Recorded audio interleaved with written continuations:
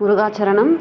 இன்றைய காலையில் வந்து பார்த்திங்கன்னா ஐயப்பனுடைய பூஜை என்னுடைய பையன்தான் பண்ணுறான். அவனுக்கு தொண்டை கட்டின்ட்டுருக்கு, இருந்தாலும் பண்ணுறான். வாங்க பார்க்கலாம்.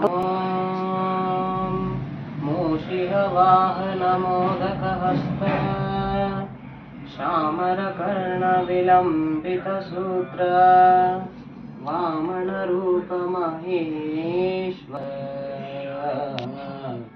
விக்னவிநாயக பாதநமஸ்தே.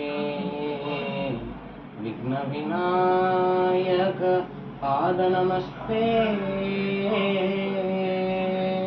கன்னிமூல மகாகணபதி பகவானே சரணமையப்பா. லோகவீரம் மகாபூஜ்யம் சர்வரக்ஷாகரம் விபும் பார்வதி ஹிருதயானந்தம் சாஸ்தாரம் பிரணமாம்யஹம். சுவாமியே சரணமையப்பா. விப்ரபூஜ்யம் விஸ்வவந்தியம் விஷ்ணு சம்போ பிரியம் சுதம் क्षिप्रप्रसादनिरतं शास्तारं प्रणमाम्यहम्. स्वामिये शरणमय्यप्पा. मत्तमातङ्गगमनं कारुण्यामृतपूरितं सर्वविघ्नहरं देवं शास्तारं प्रणमाम्यहम्. स्वामिये शरणमय्यप्पा. अस्मत्कुलेश्वरं देवम् अस्मच्छत्रुविनाशनम् अस्मदिष्टप्रदातारं शास्तारं प्रणमाम्यहम्. स्वामिये शरणमय्यप्पा.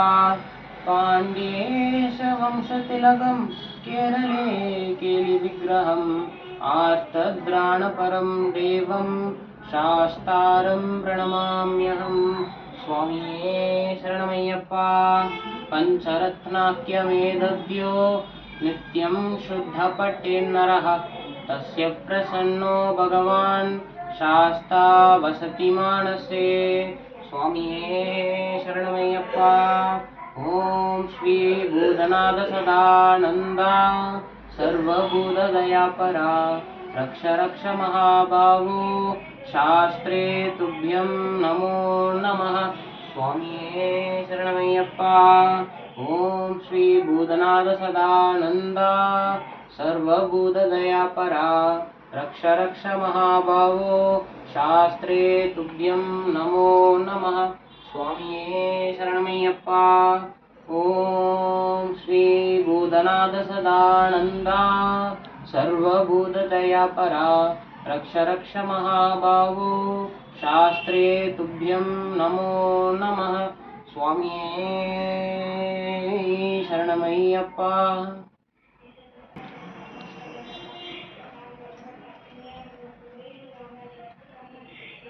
இன்றைக்கி பூஜை வந்து சிம்பிளாக இப்படி தான் முடிஞ்சுது. ஸோ வேலைகள் எதுவாக இருந்தாலும், ஆண் பிள்ளையாக இருந்தாலும் பெண் பிள்ளையாக இருந்தாலும், நம்ம வந்து அதை அவங்களுக்கு சொல்லி கொடுத்து அவங்கக்கிட்ட அதை ஷேர் பண்ணோம் அப்படின்னா நம்மளுக்கு உடல்நிலை சரியில்லாத நேரத்தில் அவங்க அதை செய்கிறதுக்கு உதவியாக இருக்கும்.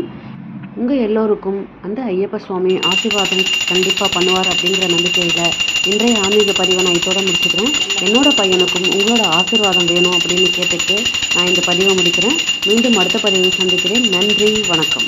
இந்த பதிவு பிடிச்சிருந்ததுன்னா இந்த பதிவுக்கு ஒரு லைக் கொடுத்துட்டு பக்கத்தில் இருக்கிற ஹைப் அப்படிங்கிற பட்டனை கிளிக் பண்ணிங்கன்னா அதில் இருக்கிற பாயிண்ட்ஸ் எனக்கு ஆட் ஆகும். இந்த பதிவு இன்னும் 4 பேருக்கு போய் சேர்றதுக்கு வாய்ப்பு இருக்குது. நீங்கள் அந்த மாதிரி ஹைப் பட்டனை கிளிக் பண்ணி பாயிண்ட்ஸ் கொடுக்கறதால கண்டிப்பாக செய்வீங்கன்னு நினைக்கிறேன். நன்றி, வணக்கம்.